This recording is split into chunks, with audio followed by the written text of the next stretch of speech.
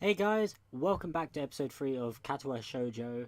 I think that's how it's said. I'm still going to say that at the beginning of every episode that I'm not sure how it's said. But anyway, in the last episode we still started to meet our classmates a little bit. Well, we've met two of them at least. Well, actually I guess three.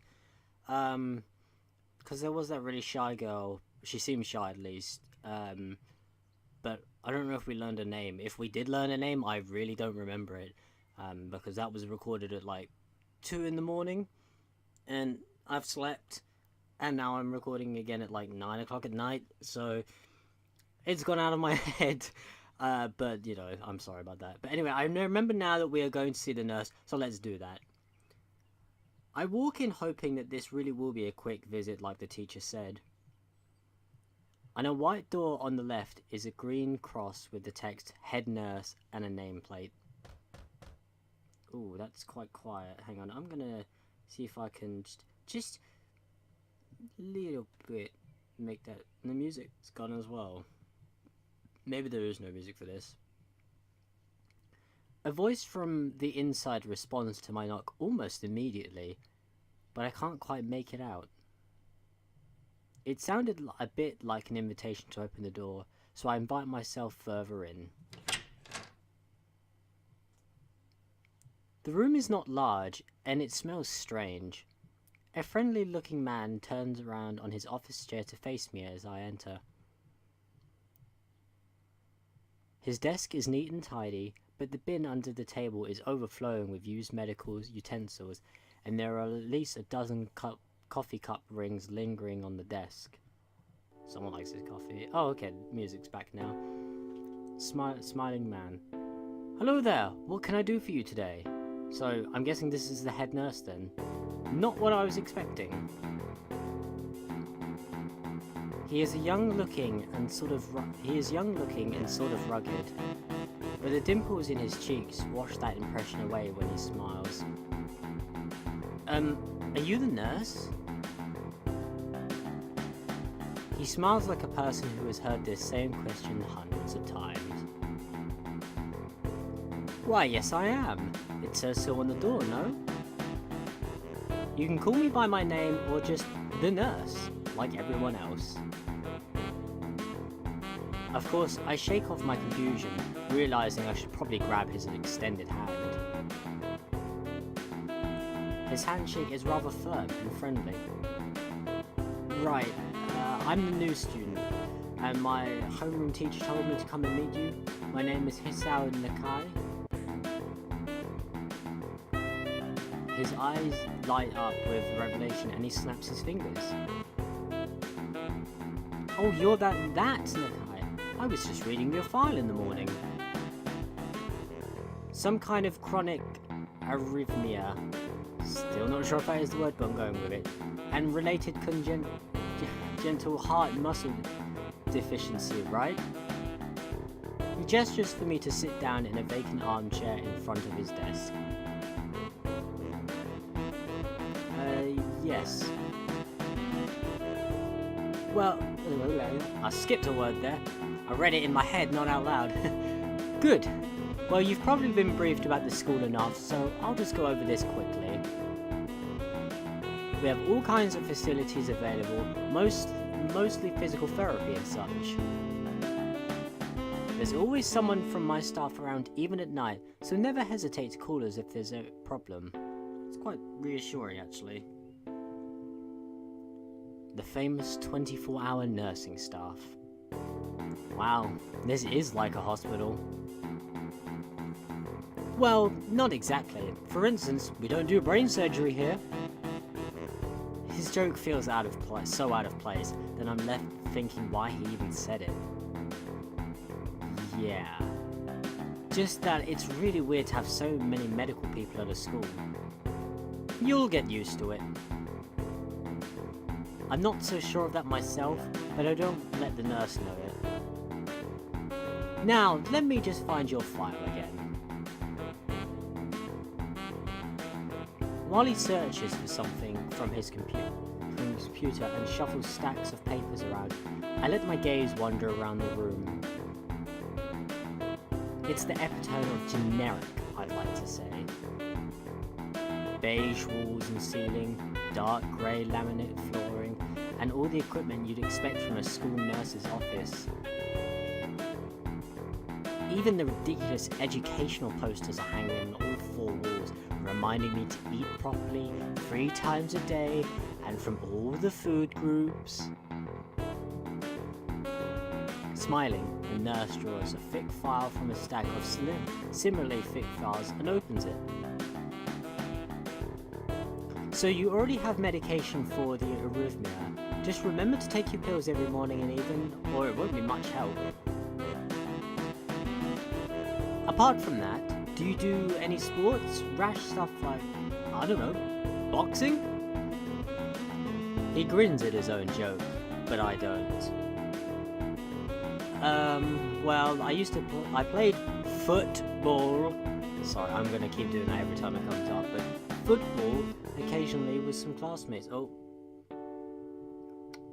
I have to be careful because how I hold my mouse is I always have my finger on the wheel, and I've discovered that that's how you go back. So if I do miss dialogue, it's great so I can go back, but I've accidentally done it there, so yeah. Alright, I'm afraid I'm gonna have to recommend you refrain from doing that, at least for the time being. Ah, that's a shame. I like football. Oh. My lack of reaction makes him raise an eyebrow, but really, I'm not too bothered by him forbidding me to kick a ball around. I like football. I guess I never did it out of a burning passion for the sport, just to have something to do. Any kind of concussion might be dangerous for your heart, and risking another attack is not a good idea. Was the previous one caused by a sudden concussion to the chest area? There is no mention of their cause in your papers. Not exactly. I sidestep the question acceptably, and he glances at me over his papers with a more serious expression on his face. Still, you need to keep your body healthy, so some exercise would do you good. We have physical therapy and such available, as I said, but I don't think you really need such heavy measures. Just get some light exercise regularly. Brisk walks or even light jogging, jumping rope, that sort of thing. Swimming maybe? There's a pool here. So I was told. You were? Very good. At any rate, I'm sure you've been told this before. You just need to take care and not to overexert yourself.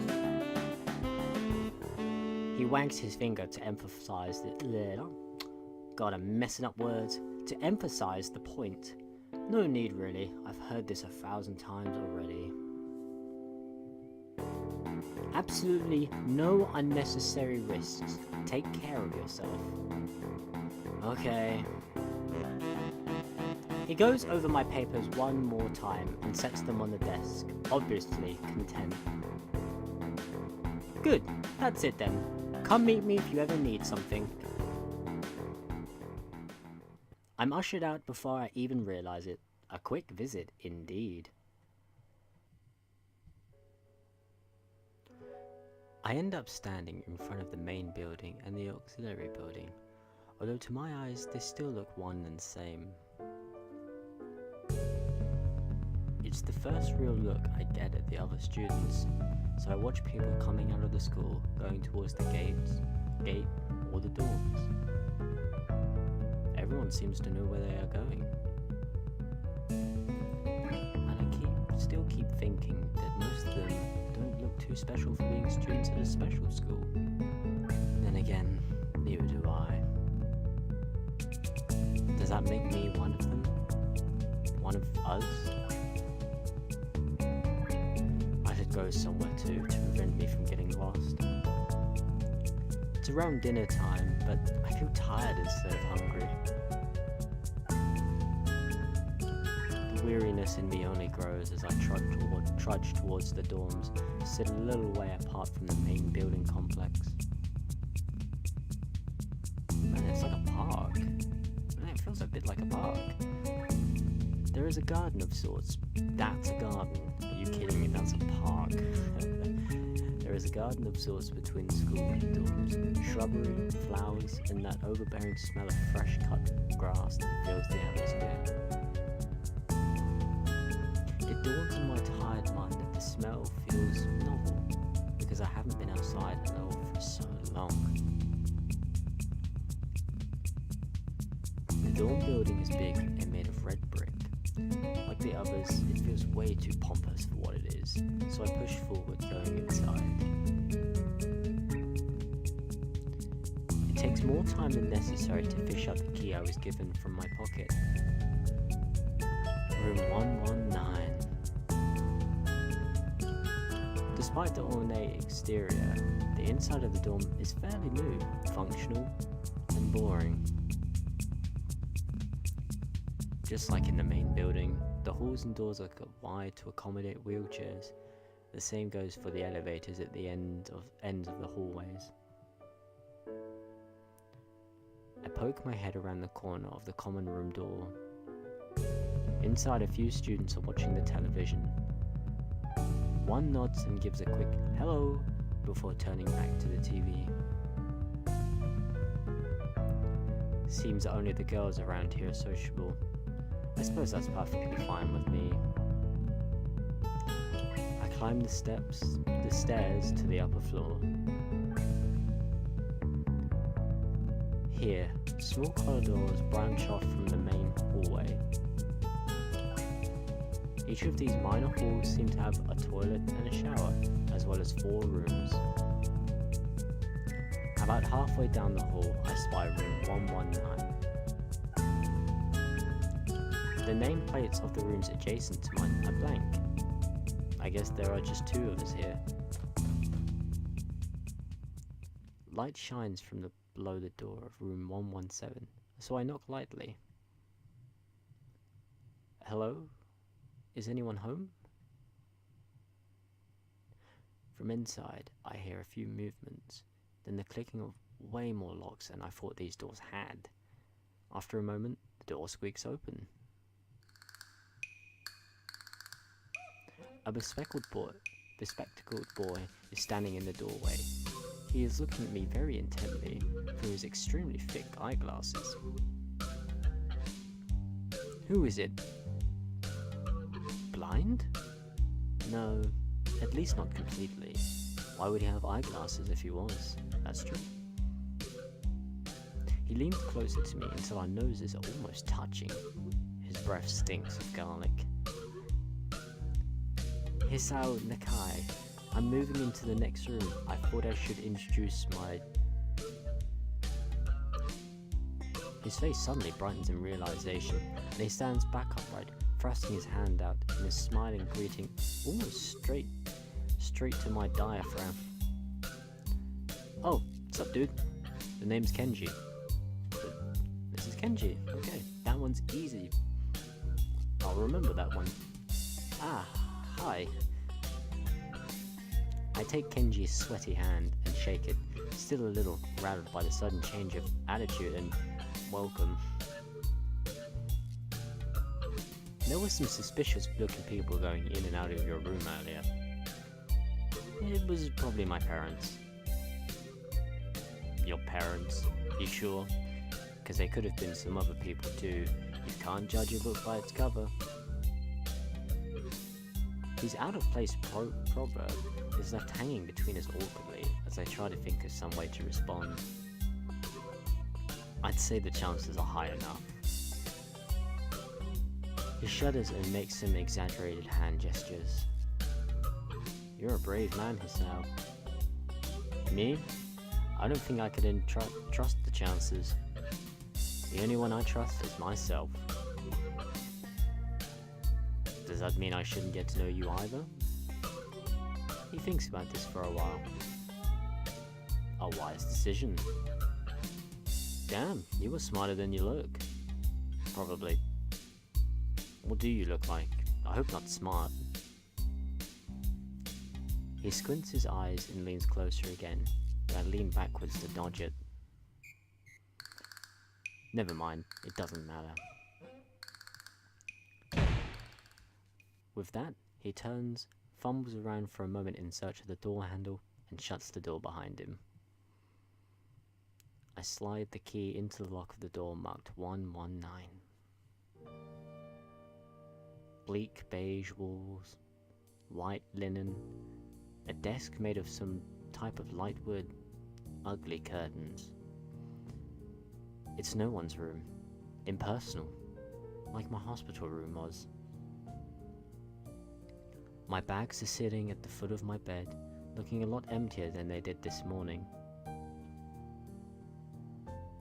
The closet is sitting open, stocked with my clothes. Also, it seems there are a number of school uniforms hanging there as well. A note is pinned to the sleeve of one of the shirts. Hi Hee-chan, we've unpacked your things and made your bed. They said if these don't fit, then you should go to the office tomorrow. If you have any problems, you can always call us. Love, Mum and Dad. Oh, we have a nice note from Mum and Dad. Well, at least I don't have to worry about unpacking. I kinda hoped I would have. Then there would have been something to do. It's still too early. I put the note down on the desktop and lie down on the bed, feeling drained. Lying there makes me want to read something, but I have nothing with me. I wonder if the hospital conditioned me for wanting to read whenever I have nothing to do. The restless urge just keeps growing until I have to stand up. Maybe it's stress or something? I was pretty nervous about it before coming, and for the entire day today too. I still am, I think. Damn. I have to distract myself somehow, so I won't be this unnatural all the time. Tomorrow, I'll go borrow some books from the library. Yeah, I'll do that. But for now... The bottles of medication neatly arranged on my night table catch my eye. I pick up one and shake it just to hear the contents rattle inside, and then read the glued-on pharmacy label. Hisao Nakai, 2 tablets daily to stay alive. It doesn't really say that, but it could just as well. Yeah, I was thinking, they don't put that shit on bottles, do they? It's kinda twisted having your life depend on chemicals like this. I resent it a little, but what choice do I have? With a sigh, I begin my new daily ritual of taking the right number of pills from each bottle, being careful to check the correct dosages.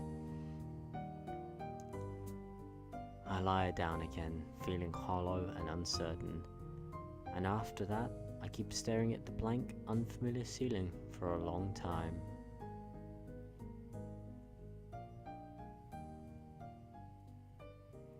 It doesn't start looking any more familiar, not even after darkness falls, and long shadows draw across my room, like fingers. The sheets feel slightly more comfortable, warm and nest-like against the chill that passes for room temperature here. Soon the lighter shade of darkness that is the ceiling looks like every ceiling does at night, and it becomes the only thing I recognize anymore. The night beckons me to sleep, and I feel the coldness of unfamiliarity and fear creeping up my spine once again. I keep drifting further away from the world I knew.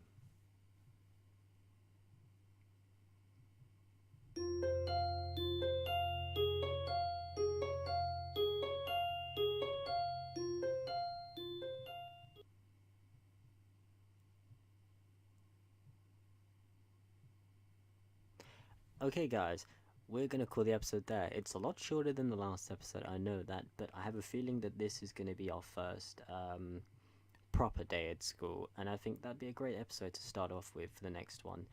So, as I said, this is actually really fun to play, but anyway guys, I'll see you in the next episode.